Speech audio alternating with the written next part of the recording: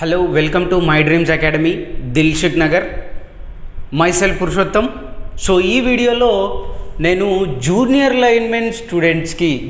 లైన్మెన్స్కి ఎవరైతే ప్రిపేర్ అవుతున్నారో వాళ్ళకి బేసిక్ ఎలక్ట్రానిక్స్ సబ్జెక్ట్స్ నుంచి రెక్టిఫైర్స్ టాపిక్ ఎక్స్ప్లెయిన్ చేస్తున్నా. ఎందుకంటే ఈ బేసిక్ ఎలక్ట్రానిక్స్లో మనకి ఒక 5 యూనిట్స్ ఉన్నాయి. సెమీకండక్టర్స్ ఉంది, సెమీకండక్టర్సు, డయోడ్సు, సెమీకండక్టర్సు, డయోడ్సు, రెక్టిఫైర్సు, ట్రాన్సిస్టరు, ఫీడ్బ్యాక్ యాంప్లిఫైయర్సు అండ్ ఆసిలేటర్సు. సో ఈ ప్రతి టాపిక్ నుంచి మనకు క్వశ్చన్స్ వస్తున్నాయి. అండ్ ప్రీవియస్ అంటే 2019లో మనకి SPDCL, NPDCL, TS SPDCL, TS NPDCL exams కూడా జరిగినాయి. దాంట్లో మనకి బేసిక్ ఎలక్ట్రానిక్స్ నుంచి 4 మార్క్స్ వస్తున్నాయి. బేసిక్ ఎలక్ట్రానిక్స్ నుంచి 4 మార్క్స్ వచ్చినాయి. ట్రాన్స్కోలో 6 మార్క్స్ వచ్చినాయి.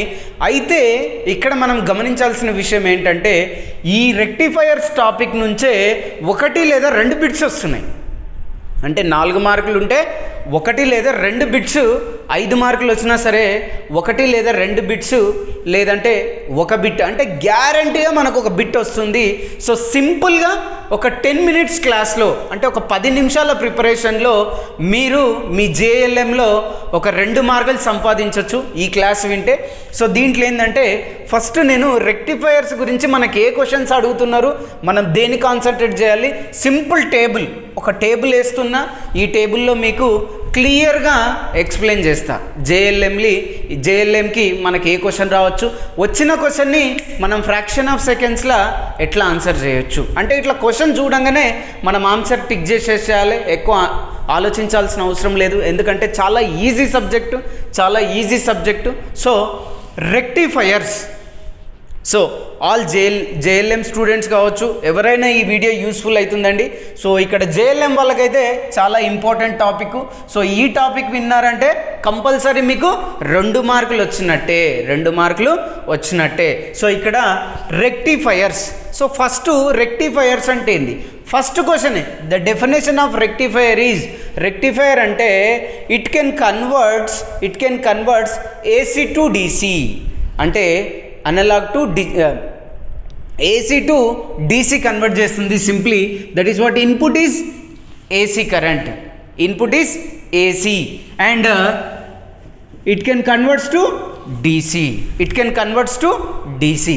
సో ఏసీ ఇన్పుట్ ఇస్తున్నాం, మనకు అవుట్పుట్ ఏమొస్తుంది, డీసీ. కాబట్టి రెక్టిఫైర్ని ఏమంటాం మనం, ఏసీ టు డీసీ కన్వర్టర్. గుర్తుపెట్టుకోండి, ఇదే ఫస్ట్ క్వశ్చన్.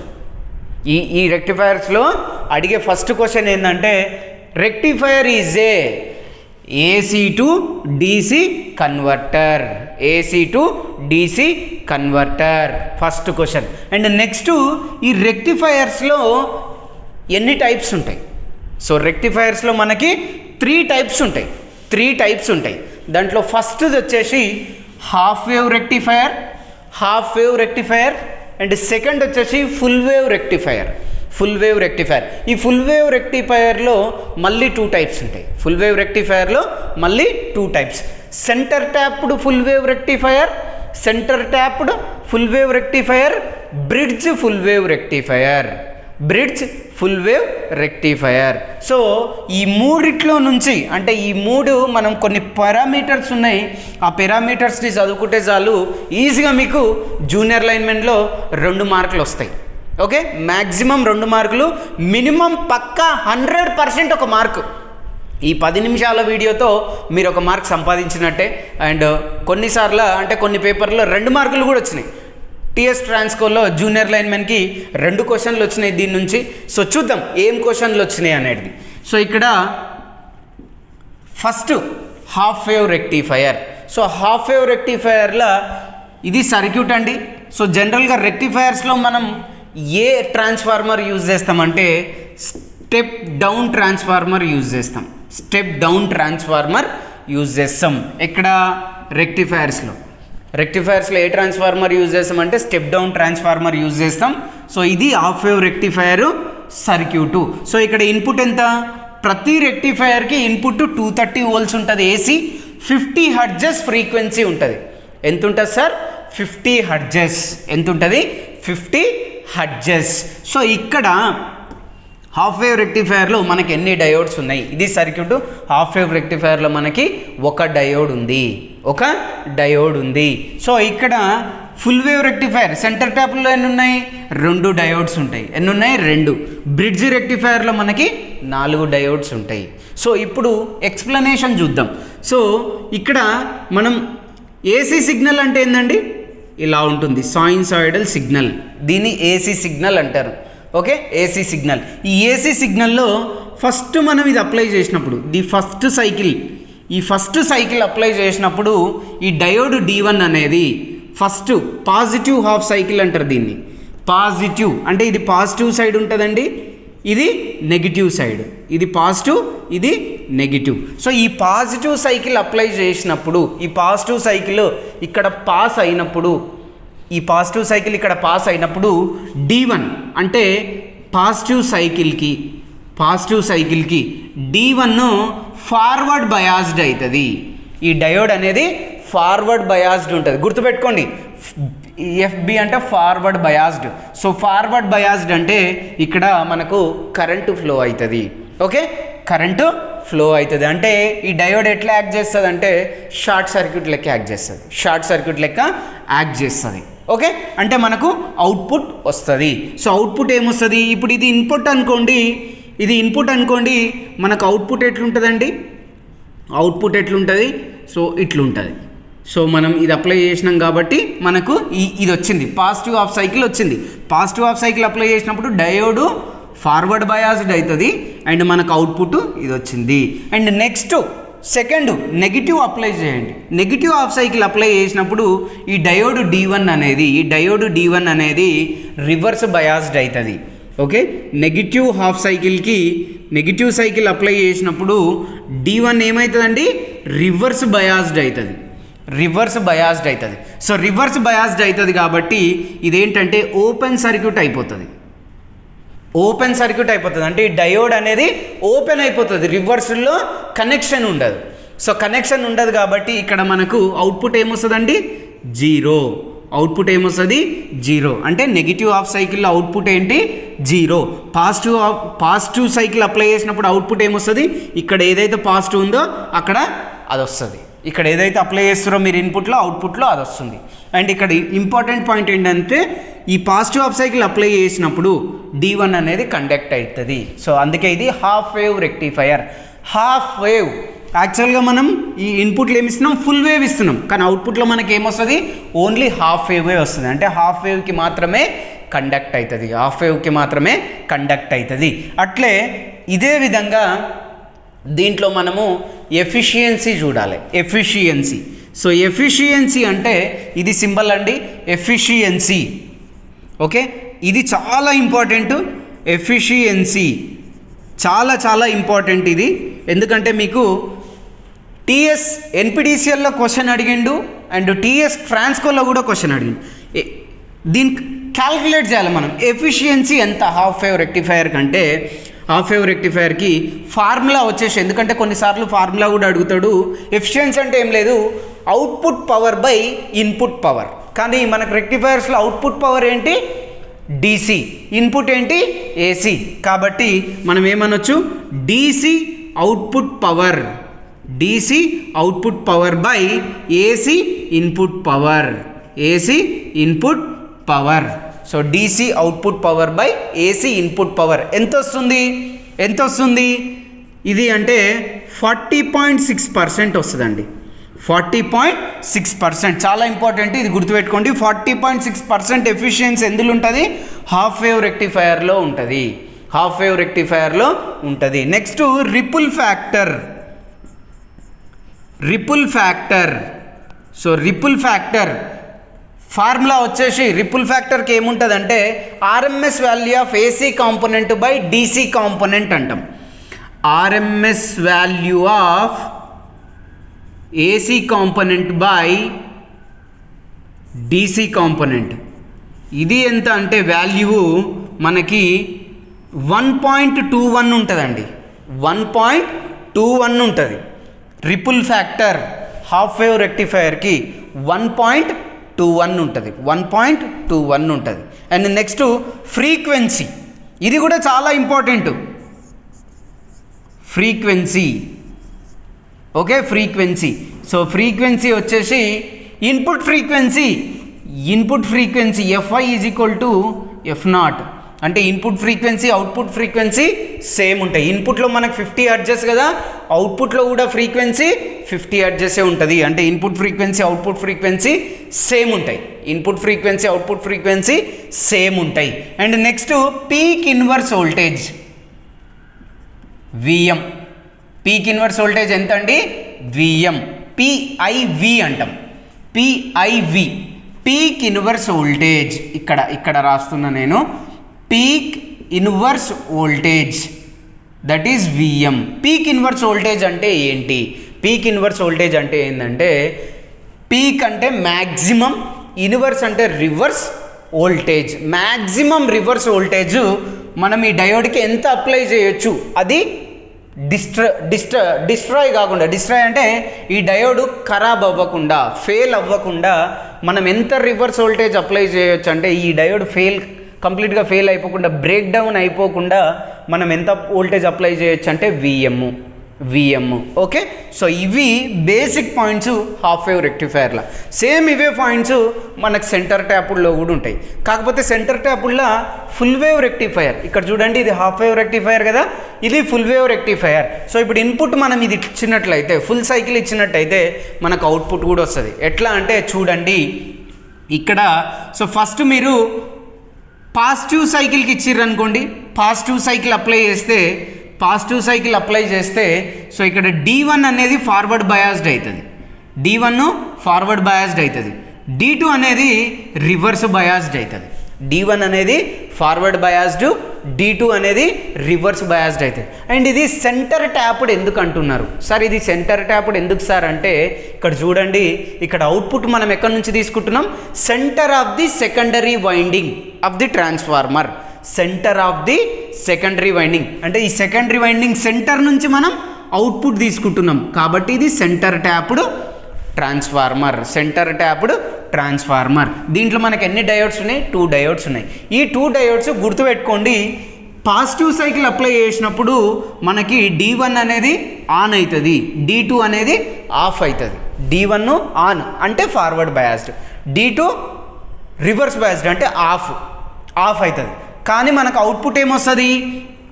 అగైన్ అంటే మనకు అవుట్పుట్ ఇక్కడ వచ్చేస్తుంది ఎంత? Vm. ఎంత అవుట్పుట్ వస్తుంది? Vm వస్తుంది మళ్ళీ. అండ్ ఇక్కడ కూడా ఇంకో Vm.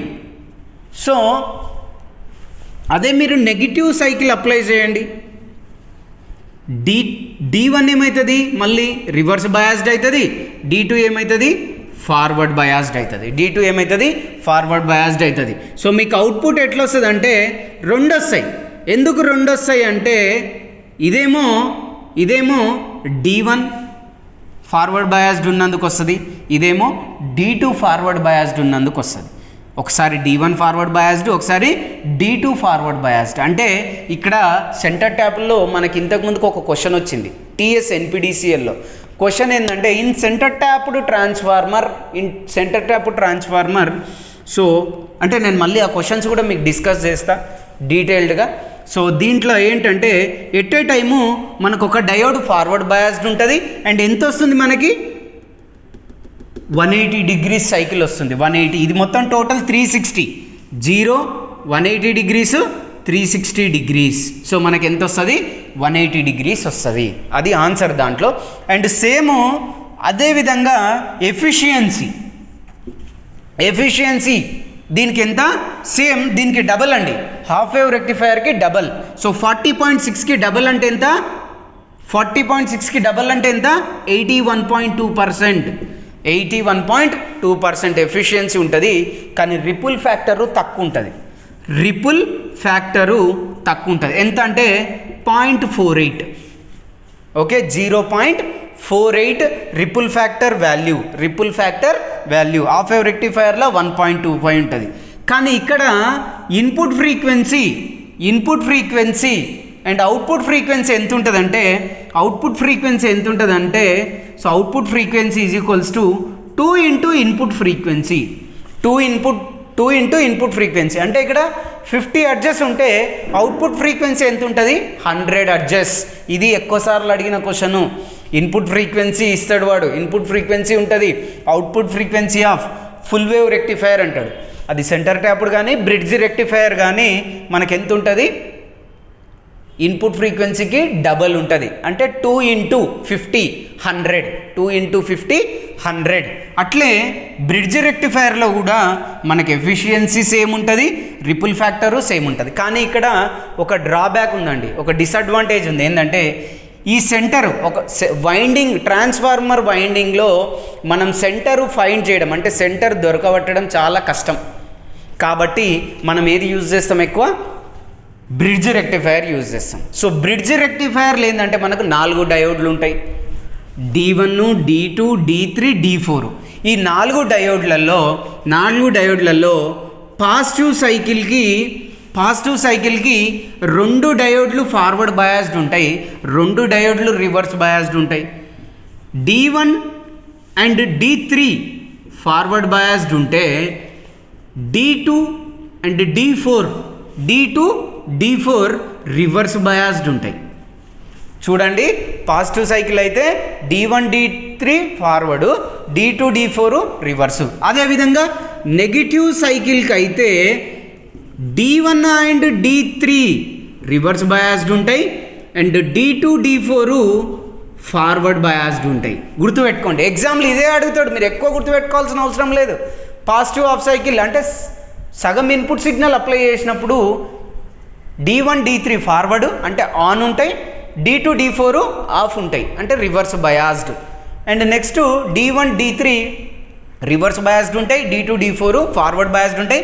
అగైన్ ఇక్కడ కూడా మనకు అవుట్పుట్ ఏమొస్తుంది, సేమ్ ఇట్లా వస్తుందండి. ఎందుకు ఇట్లా వస్తుంది సార్ అంటే ఫుల్ సైకిల్ వస్తుంది, మనకి ఫుల్ సైకిల్ వస్తుంది. కానీ ఇక్కడ ఏవేవి ఆను, D1, D3 ఆను, ఇక్కడ D2, D4 ఆన్. అంటే ఇక్కడ అవుట్పుట్ ఎట్లా వస్తుంది, D1, D3 నుంచి వస్తుంది. ఎందుకు, D2, D4 ఆఫ్ ఉన్నాయి కాబట్టి. ఇక్కడ అవుట్పుట్ D2, D4 నుంచి వస్తుంది. ఎందుకు, D1, D3 ఆఫ్ ఉన్నాయి కాబట్టి. ఓకే, అట్లా వస్తుంది ఇందులో. సో ఇక్కడ మళ్ళీ ఎఫిషియన్సీ 81.2%. ఎందుకు, ఫుల్ వేవ్ రెక్టిఫైయర్ కాబట్టి రెండిటికి సేమ్ ఉంటుంది. అది సెంటర్ ట్యాప్డ్ అయినా సరే, బ్రిడ్జ్ అయినా సరే. అలాగే రిపుల్ ఫ్యాక్టర్ కూడా సేమ్ ఉంటుంది, 0.48. అలాగే frequency, output frequency 2 into input frequency. కానీ ఇక్కడ సెంటర్ ట్యాపుల్లో మీకు సెంటర్ ట్యాప్డ్ అండ్ బ్రిడ్జ్ రెక్టిఫైయర్కి సేమ్ ఉంటాయండి, ఎఫిషియన్సీ సేమ్ ఉంటుంది, 81.2%. గుర్తుపెట్టుకోండి, ఎగ్జామ్లో ఖచ్చితంగా వచ్చే క్వశ్చన్స్ ఇవి.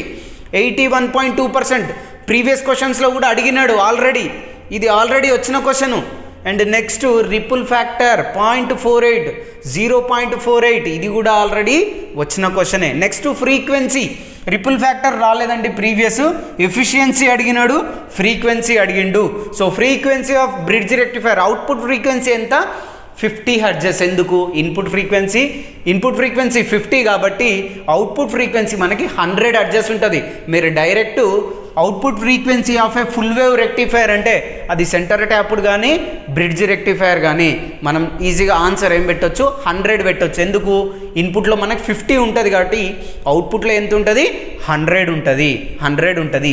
And peak inverse voltage half wave రెక్టిఫైయర్లో VM ఉంటే మ్యాక్సిమం వోల్టేజ్, VM అంటే మ్యాక్సిమం వోల్టేజ్. సో ఇక్కడ పీక్ ఇన్వర్స్ వోల్టేజ్ దీనికి ఎంత ఉంది చూద్దాం. పీక్ ఇన్వర్స్ వోల్టేజు ఇక్కడ చూడండి, VM కాబట్టి 2 VM ఉంటుంది. ఇదే డిఫరెన్స్ అండి, బ్రిడ్జ్ రెక్టిఫైయర్కి సెంటర్ ట్యాప్డ్ రెక్టిఫైయర్కి పీక్ ఇన్వర్స్ వోల్టేజ్ ఒకటే డిఫరెన్స్ ఉంటుంది, మిగతా అన్నీ సేమ్ ఉంటాయి. అండ్ డయోడ్స్, ఇలా 2 డయోడ్స్ ఉంటాయి, ఇలా 4 డయోడ్స్ ఉంటాయి. దీంట్లో పీక్ ఇన్వర్స్ వోల్టేజ్ ఎంత అండి, VM. ఎందుకు, సెకండరీ వైండింగ్ దగ్గర మనకి ఎంత వోల్టేజ్ వస్తుంది, VM వస్తుంది. సెకండరీ వైండింగ్ దగ్గర ఎంత వోల్టేజ్ వస్తుంది, బ్రిడ్జ్ రెక్టిఫైయర్లో ఓన్లీ VM కాబట్టి పీక్ ఇన్వర్స్ వోల్టేజ్ VM. కానీ ఇక్కడ చూడండి సెంటర్లో మనం అవుట్పుట్ తీసుకుంటున్నాం కాబట్టి సెంటర్లో తీసుకున్నా కాబట్టి ఫస్ట్ దాంట్లో మనకు విఎం వస్తుంది, సెకండ్ సైకిల్లో కూడా విఎం వస్తుంది. అంటే 2 సార్లు D1 ఉన్నప్పుడు ఇక్కడ అవుట్పుట్ వచ్చినప్పుడు విఎం, ఇక్కడ అవుట్పుట్ వచ్చినప్పుడు విఎం, కాబట్టి ఇది 2VM, ఇది 2VM. అండ్ ఇది దీంట్లో అయితే డైరెక్ట్ మనకు విఎం వస్తుంది, ఇక్కడ చూడండి విఎం వస్తుంది, కాబట్టి peak inverse voltage VM. Half wave రెక్టిఫైయర్లో, బ్రిడ్జ్ రెక్టిఫైయర్లో గుర్తుపెట్టుకోండి. ఇక్కడ మనం గుర్తుపెట్టుకోవాల్సిన పాయింట్లు మళ్ళీ మీ ఎగ్జామ్లో ఎఫిషియన్సీ ఎంత 40.6, 81.2, 81.2 ఫుల్ వేవ్ రెక్టిఫైయర్కి, హాఫ్ వేవ్ రెక్టిఫైయర్కి. ఇంకో పాయింట్ రిపుల్ ఫ్యాక్టర్ సేమ్ ఈ రెండింటికి. నెక్స్ట్ అవుట్పుట్ చాలా ఇంపార్టెంట్ ఏంటంటే output frequency. Input 50 Hz, output 50 Hz half wave రెక్టిఫైయర్కి, దీనికి మాత్రం డబల్ ఉంటుంది. ఫుల్ వేవ్ రెక్టిఫైయర్లో అవుట్పుట్ ఫ్రీక్వెన్సీ ఇన్పుట్ ఫ్రీక్వెన్సీ కంటే డబల్ ఉంటుంది. సో గుర్తుపెట్టుకోండి సార్, రెక్టిఫైయర్స్ టాపిక్లో ఇవే మెయిన్.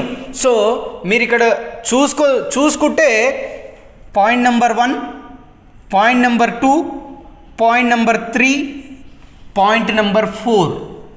ఓకే, అలాగే ఇక్కడ కూడా నెంబర్ 1, నెంబర్ 2, నెంబర్ 3, నెంబర్ 4. ఇక్కడ కూడా చూడండి నంబర్ 1, నంబర్ 2, నంబర్ 3, నంబర్ 4. ఈ 4 పాయింట్లు మీరు గుర్తుపెట్టుకుంటే చాలు, ఎగ్జామ్లో మీకు కంపల్సరీ క్వశ్చన్ వస్తుంది. సో ఈ టేబుల్ నుంచి, ఈ వీడియో నుంచి మీకు బిట్ అనేది మిస్ అవ్వదు. మీకు ఒకవేళ ఏదన్నా ఈ టాపిక్లో డౌట్ ఉంటే కామెంట్ సెక్షన్లో కామెంట్ పెట్టండి, నేను ఆ డౌట్స్ని కూడా క్లారిఫై చేస్తా. అండ్ ఇంకా క్లాసెస్కి అటెండ్ అవ్వాలనుకున్న వాళ్ళు my dreams academy Dilsukh Nagar, my dreams academy YouTube ఛానల్ని సబ్స్క్రైబ్ చేయండి. ఫస్ట్ పాయింట్ ఎగ్జామ్కి ఫస్ట్ పాయింట్ ఇది, తర్వాత ఇవి 4 పాయింట్లు ఉన్నాయి. Okay, thank you, have a nice day.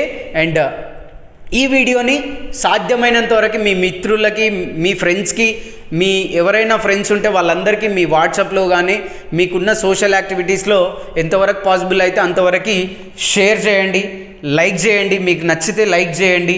And at the same time మీకు ఇంకా వీడియోస్ మేము ఇంకా ప్రతి ఒక్క సబ్జెక్ట్లో ప్రతి ఒక్క టాపిక్కి వీడియోస్ చేస్తున్నాం. సో కాబట్టి బెల్ ఐకాన్ని టిక్ చేయండి, మీకు నోటిఫికేషన్స్ కూడా వస్తాయి. ఈజీగా మీరు ప్రిపేర్ అవ్వచ్చు, మీ ఇంటి దగ్గరే ఉండి మీ JLM ప్రిపరేషన్ మొత్తం కంప్లీట్ చేయొచ్చు. మీరు మీ JLM జాబ్ని ఈజీగా క్రాక్ చేయొచ్చు. ఓకే, సో నెక్స్ట్ వీడియోలో మళ్ళీ ఇంకో టాపిక్తో నేను మీ దగ్గరకు వస్తాను. Until then bye.